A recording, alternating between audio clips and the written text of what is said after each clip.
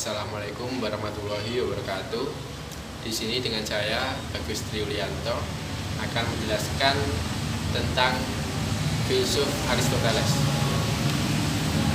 Aristoteles ini merupakan seorang filsuf dari Yunani, murid dari Plato dan guru dari Alexander Agung. Aristoteles ini dianggap sebagai salah satu dari tiga filsuf yang pemikiran-pemikirannya berpengaruh besar pada pemikiran Barat. Pertama-tama kita akan bicara tentang riwayat hidup Aristoteles. Aristoteles lahir di Stagira di kota Chalkide, tempat di Yunani, pada tahun 384 sebelum Masehi.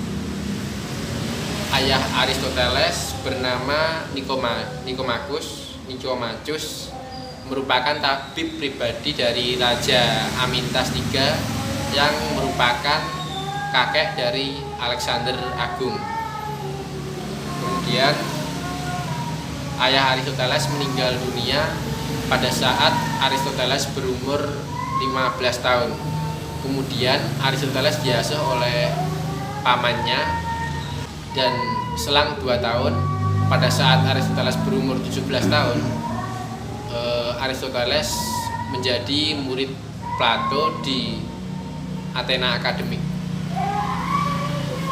Tahun-tahun berikutnya Aristoteles meningkat dan menjadi guru di akademi tersebut selama 20 tahun.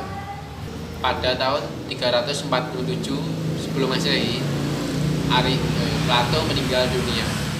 Karena oleh itu Aristoteles meninggalkan Athena dan pergi mengembara. Ia pergi mengembara selama 12 tahun.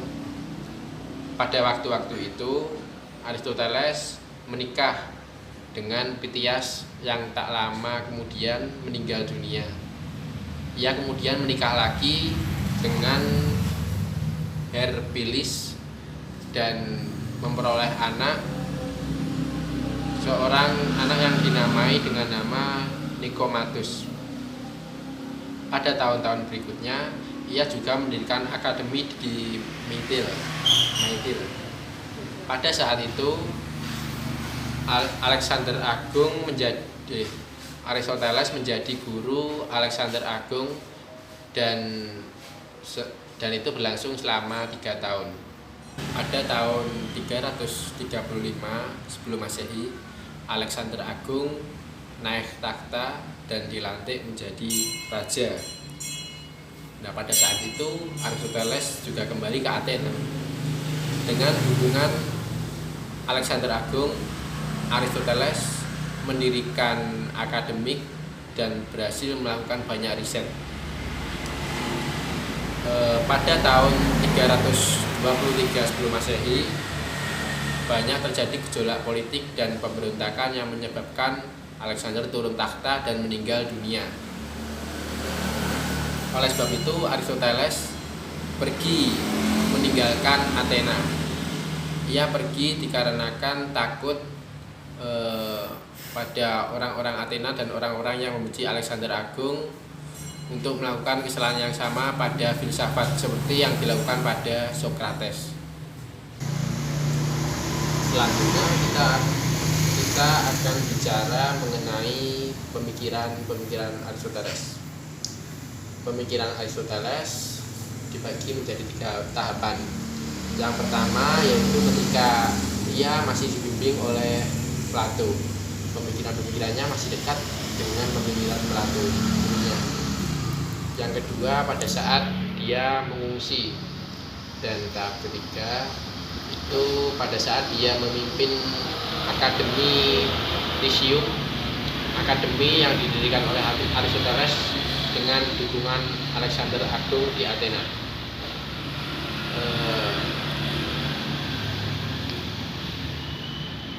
Pemikiran-pemikiran Aristoteles selain dari bidang ilmu biologi, metafisika, dan ilmu lainnya, pemikiran yang dianggap paling penting adalah pemikiran yang membicarakan tentang logika.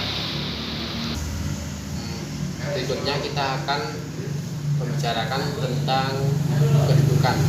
Di sini yang saya maksud dengan kedudukan adalah kedudukan pemikiran Aristoteles. Meskipun teori-teorinya kebanyakan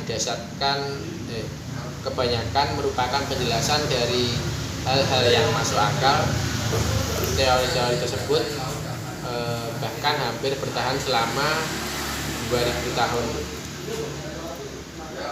Itu dikarenakan teori-teorinya merupakan penjelasan yang masuk akal dan sesuai dengan pemikiran masyarakat pada umumnya. Dapat dikatakan bahwa pemikiran-pemikiran Aristoteles berpengaruh besar pada pemikiran-pemikiran filsafat barat dan agama-agama lainnya. Seperti halnya Ibnu Rushd, filsuf terkemuka di Arab, dengan teologi Islam yang dipadukan rasionalismenya Aristoteles. Lalu contoh yang kedua adalah Maimonides, pemikir paling terkemuka dan terkenal pada abad pertengahan di Yahudi. Dengan pemikirannya sintesa Yudisme.